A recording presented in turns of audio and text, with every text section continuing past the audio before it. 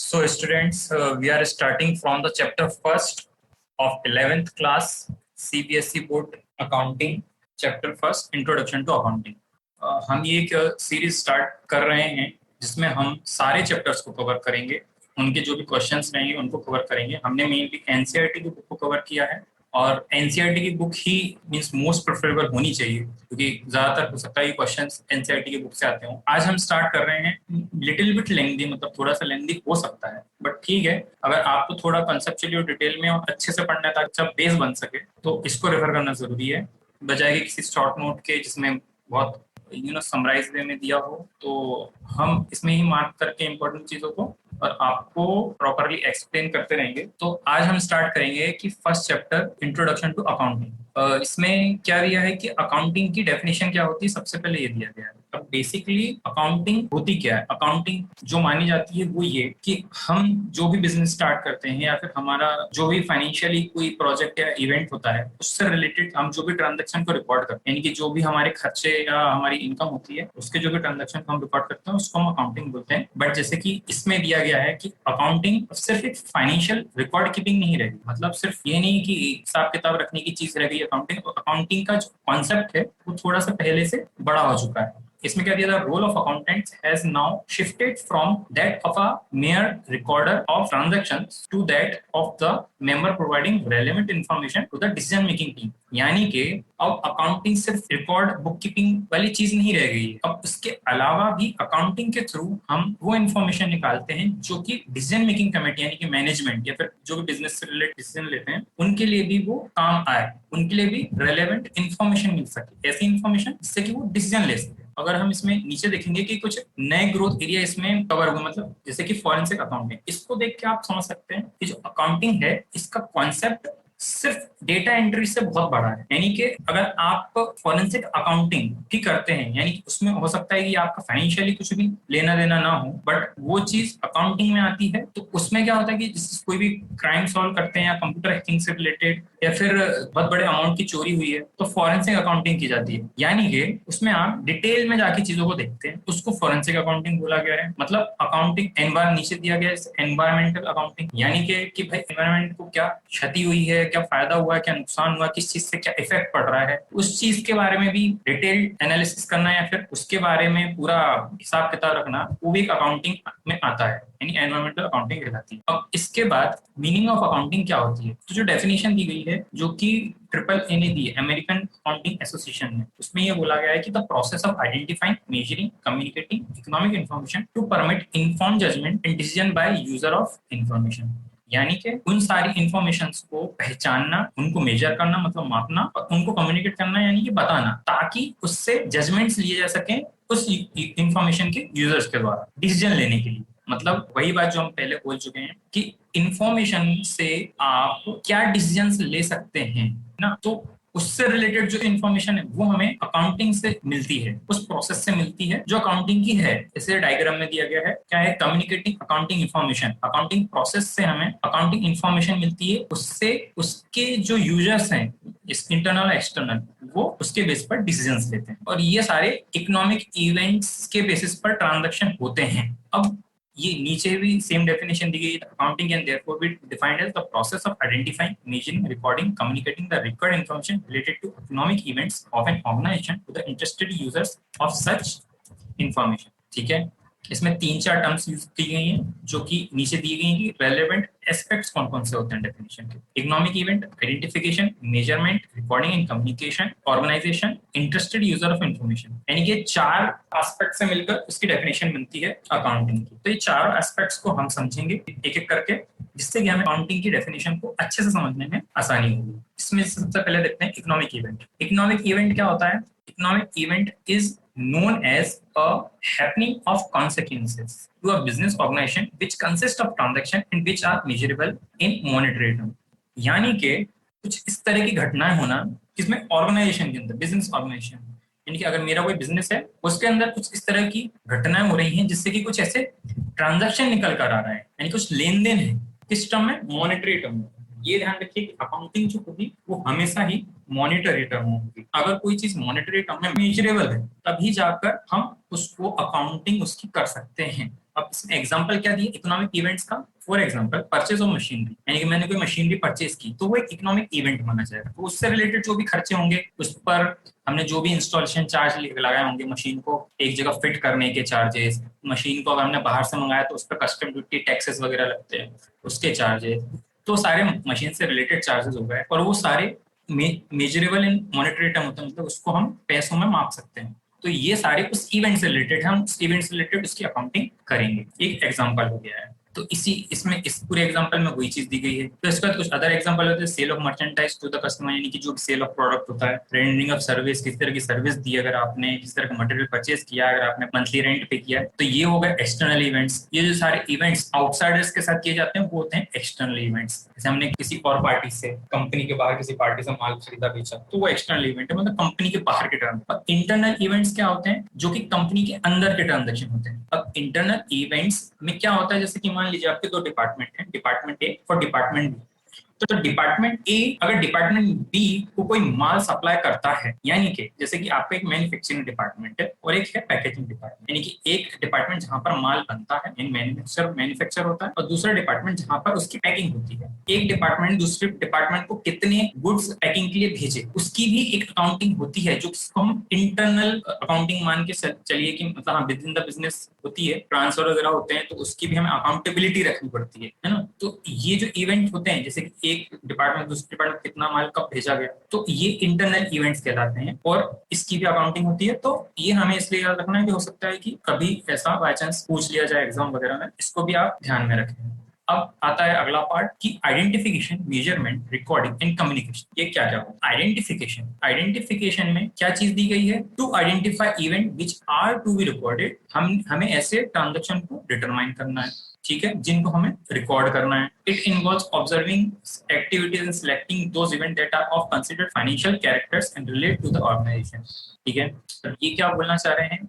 जो बिजनेस से रिलेटेड हो हमारे, उन्हीं एक्टिविटी के ट्रांजैक्शन को हमको रिकॉर्ड करना है। The business transaction other economic events therefore are evaluated for deciding whether it has to be recorded in the books of accounts. हमें ये इवैल्यूएट करना है कि हमें उनको बुक्स ऑफ अकाउंट में बुक करना है कि नहीं करना है, रिकॉर्ड करना है कि नहीं करना है। For example the value of human resources change in managerial policy. अब इसमें क्या दिया गया है कि मान लीजिए आपकी कंपनी बहुत अच्छा एक बंदा है जो कंपनी में काम करता है, आपका एम्प्लॉय है, उसको हर साल एम्प्लॉय ऑफ द ईयर का अवार्ड मिलता है, बट क्या हम उसको अपनी बुक्स में रिकॉर्ड कर सकते हैं? क्योंकि पहली बात, उसको मॉनेटरी टर्म में हम मेजर नहीं कर सकते, उसको हम ये नहीं माप सकते कि भाई ये इस चीज को हम अपनी बुक्स में कैसे रिकॉर्ड करेंगे, उसकी वैल्यू क्या है उस एम्प्लॉय की, उस एम्प्लॉय हमको कितना बेनिफिट करके दे रहा है। ऐसा कोई भी ट्रांजेक्शन हो नहीं रहा है, ना उसको मेजर किया जा सकता है। ठीक है, ऐसे ही अगर हमारी कंपनी की पॉलिसीज हैं, मैनेजमेंट पॉलिसी, वो आपने चेंज कर दी है। मान लीजिए कि आपने कंपनी की पॉलिसी लेके आई कि अब से हम अपने कस्टमर्स को एक वेलकम नोट भेजेंगे। हो सकता है कि उससे कस्टमर बहुत खुश हो और कस्टमर बार बार आए हमारे पास, बट हम एग्जैक्टली पता नहीं लगा सकते कि हमें उस चीज से क्या बेनिफिट हुआ है, वेलकम लेटर या फिर I can say that thank you later. आजकल जो बैंक्स वगैरह में होता है कि आपको एक थैंक यू लेटर भी भेजा जाता है साथ में, बहुत सी कंपनीज में ऐसा होता है। उन सब चीजों से ये पता नहीं लगा सकता कि इनका मॉनेटरी टर्म में हमें क्या बेनिफिट हो रहा है, क्या क्या लॉस हो रहा है, तो उसको हम रिकॉर्ड नहीं कर सकते। ठीक है, अब दूसरी चीज आती है मेजरमेंट। मेजरमेंट में क्या दिया है? It means quantification of business transaction into financial term by using monetary units. It is रूपी or paise as a measuring unit. It is if an event can't be quantified in monetary terms, it can't be considered as recording in financial accounts. That is why important items like the appointment of a new managing directors.